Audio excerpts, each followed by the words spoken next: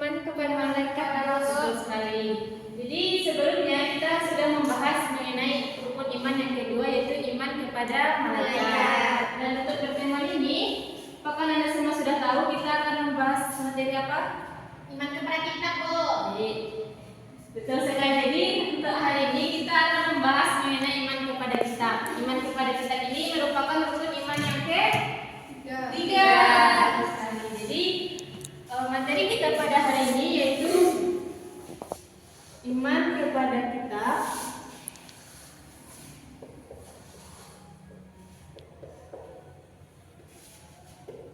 dan menjadi generasi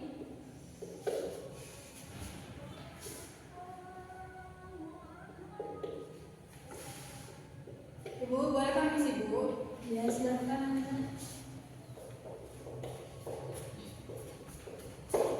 Jadi materi kita hari ini yaitu iman kepada kitab Allah dan menjadi generasi pencinta Al-Quran.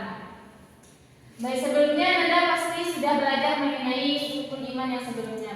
Jadi tujuan kita mempelajari materi ini yaitu agar Anda semua dapat meyakini dan dapat percaya kepada kitab Allah serta dapat mengimplementasikannya pada kehidupan sehari-hari. Ada 3 poin yang akan kita bahas pada hari ini, yaitu yang pertama mengenai pengertian iman kepada kitab,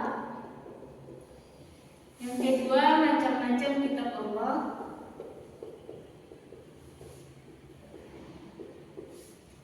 dan yang ketiga yaitu menjadi generasi pencinta Al-Quran.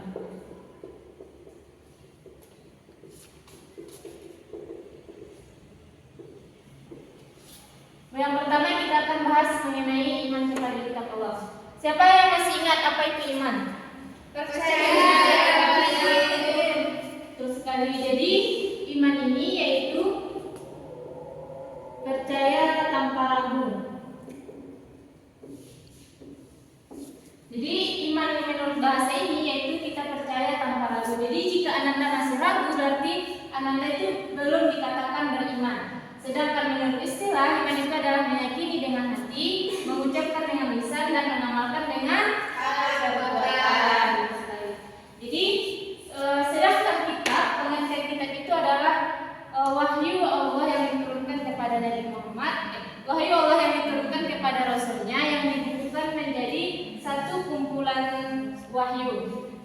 Jadi iman kepada kitab ini adalah kita percaya dan yakin bahwasanya Allah menurunkan kitab melalui rasul-rasulnya dan kita harus yakin dengan ajaran-ajaran yang ada di dalamnya.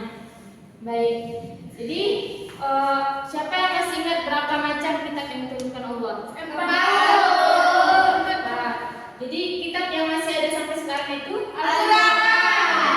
Jadi walaupun yang masih ada sampai sekarang ini adalah Al-Quran, namun kita harus beriman kepada kitab Allah, baik itu kitab yang terdahulu maupun yang sekarang. Tetapi beriman kepada kitab Allah di sini, kepada kitab yang terdahulu ini, kita tidak harus beriman dengan segala aturan yang ada di dalamnya, tetapi kita mengimani aturan yang sesuai dengan Al-Quran.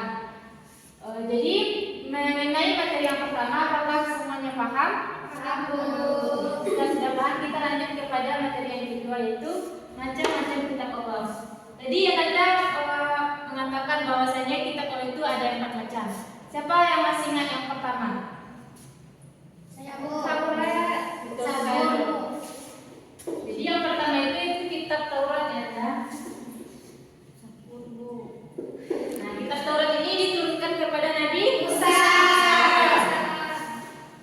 Kitab Taurat diturunkan kepada Nabi Musa. Jadi kitab Taurat ini diturunkan Allah khusus untuk umat Nabi Musa yaitu Bani Israel.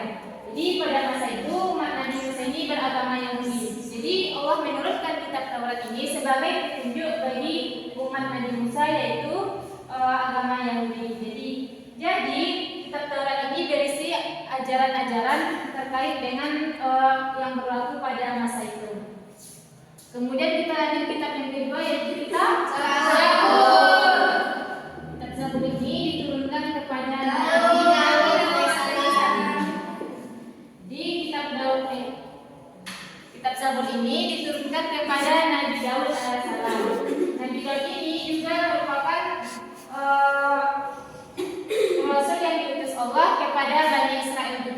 pada saat itu juga agama Bani Israel ini adalah agama Yahudi. Namun ajaran dari kitab Zabur dan Taurat ini berbeda. Jika Taurat ini berisikan hukum-hukum yang berlaku pada masa itu, sedangkan kitab Zabur di dalamnya ini berisi nasihat-nasihat, pujian-pujian yang ditujukan kepada Allah Subhanahu wa taala. Kemudian yang ketiga yaitu kitab Injil. Kitab Injil ini diturunkan kepada Nabi Isa alaihissalam.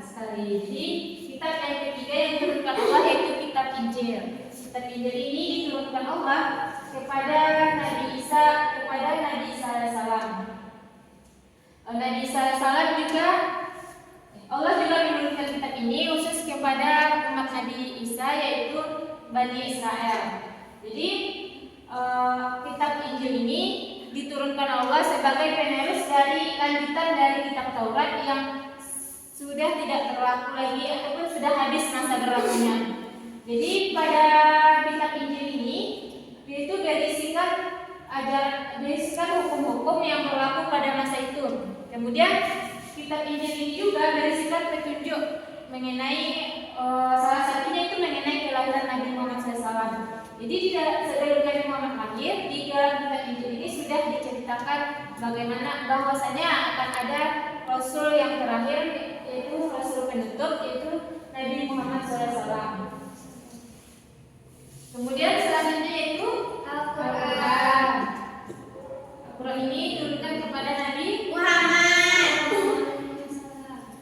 Baik.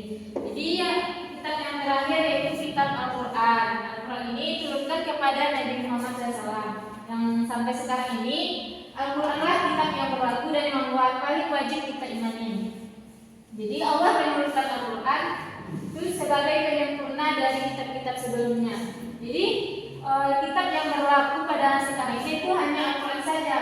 Tetapi kita tetap harus percaya dan mengimani kitab-kitab yang terdahulu.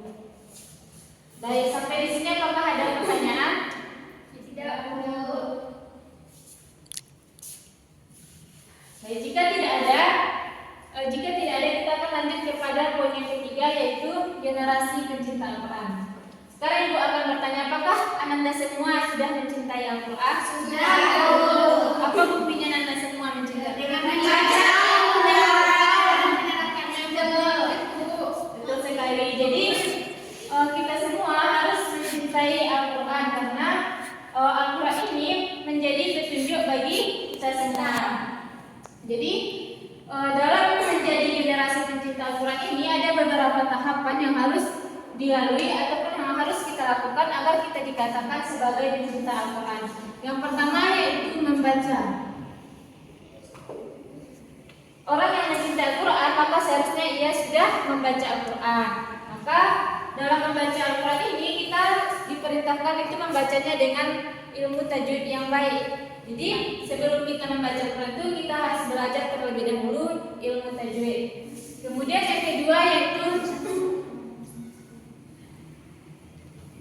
memahami artinya. Jadi Nanda, kita tidak hanya membaca Al-Quran saja, tapi kita harus memahami artinya juga. Jadi sebaiknya kita harus memiliki Al-Quran yang ada terjemahannya. Jadi ketika kita membaca Al-Quran, kita juga bisa sekaligus melihat terjemahan dari artinya tersebut. Karena ketika kita hanya membacanya saja, maka kita tidak akan tahu apa yang kita baca tersebut. Karena Ibu semuanya tidak paham kan bahasa Arab? Tidak. Karena kita semua tidak mengerti bahasa Arab, jadi kita harus memahami lewat terjemahnya. Karena itu Ibu sarankan kepada Anda memiliki Al-Quran yang ada terjemahannya langsung. Kemudian tahapan yang ketiga yaitu mentadabburi. Siapa yang tahu apa itu mentadabburi? Menanamkannya dalam jiwa. Betul sekali. Mentadabburi ini yaitu maknanya itu kita memahami makna yang terkandung di dalam ayatnya tersebut. Misalnya ada ayat mengenai pacaran ataupun ada ayat mengenai penciptaan manusia. Dan ketika kita membaca arti dari ayat tersebut, kita memikirkan ataupun merenungi dari arti ayat tersebut. Pasti Allah menurunkan ayat tersebut karena ada alasan tertentu ataupun melihat ayat tersebut kita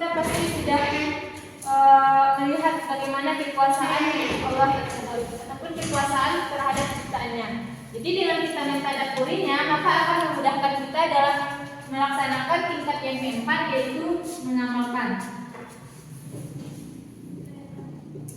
Jadi ketika kita sudah mentadabburi ataupun melihat sejauh mana makna dari ayat tersebut, maka akan memudahkan kita ataupun memotivasi kita untuk mengamalkan ayat-ayat tersebut. Jadi mengamalkan ini merupakan titik paling tertinggi kita dalam mencintai Al-Quran. Apakah Anda semua sudah sampai kepada tahap mengamalkan? Sudah. Insyaallah.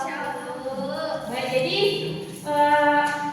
tanda generasi pecinta Al-Quran itu ataupun tanda seseorang beriman kepada kita itu kita dapat melihat dari perilakunya. Ketika seseorang tersebut berperilaku sesuai dengan yang terkandung di dalam kitab-kitab Allah ataupun sesuai dengan yang diperintahkan oleh Allah, maka ia sudah menjadi termasuk beriman kepada kitab. Jadi kepada Anda semua, Ibu berharap kita semua dapat menjalankan ataupun dapat berperilaku dalam kehidupan sehari-hari sesuai dengan anjuran ataupun ajaran yang ada dalam kitab-kitab Allah. Baik, Bu. Baik, sampai di sini apakah ada pertanyaan? Tidak, Bu. Baik, jika tidak ada, kita akan tutup pertemuan hari ini dengan membaca hamdalah. Alhamdulillah.